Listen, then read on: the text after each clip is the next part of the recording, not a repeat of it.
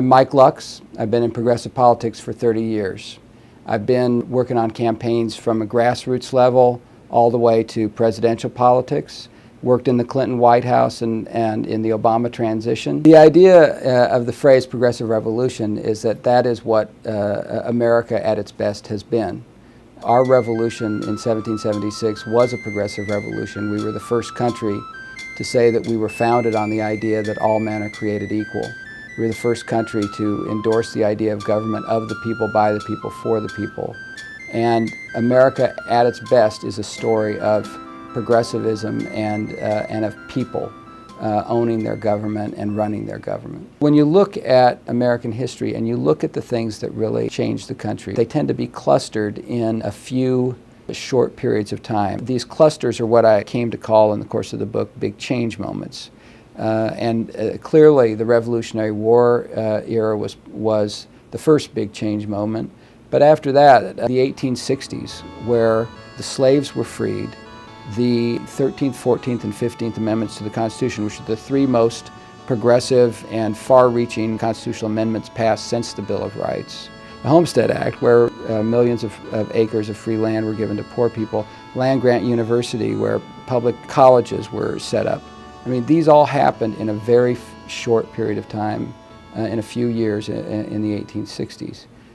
The next big change moment was the Progressive Era, where Teddy Roosevelt and suffragists and Woodrow Wilson and the great progressive leaders of that era dramatically changed the way government worked, broke up the big corporate trusts, created food safety and consumer safety programs for the first time, created the national park system, gave women the right to vote, most importantly.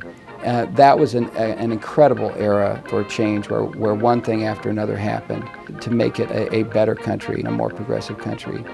The next big change moment, of course, was the New Deal. You couldn't have had a more profound change in the economy than the New Deal in America. And much of what makes up the good part of America it was created in the New Deal. The Social Security system, the minimum wage, the ability for workers to organize and get better wages for themselves, the banking regulations that kept us out of depression until the Republicans rolled them back in recent years. All of those things happened in the New Deal years.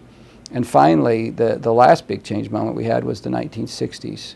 The civil rights movement, the women's rights movement, the environmental movement, Medicare, Medicaid, all of those things happened at the same time in history.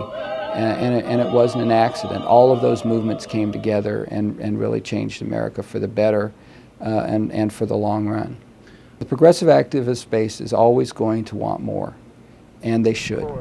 Martin Luther King had his fights with the Kennedys and with LBJ, but they worked together at key times and got things done. That's the history of American progress, and we need a progressive movement that demands progressive change, that calls for it, that pushes for it, but that also works constructively and thoughtfully with the Obama administration in getting it done. My advice to the Obama administration is to think big. I think we're at a moment where we could make major, profound change in this country, where we could truly change it so that the country is far better than it is today. But they've got to seize that moment, and they've got to think big in doing it.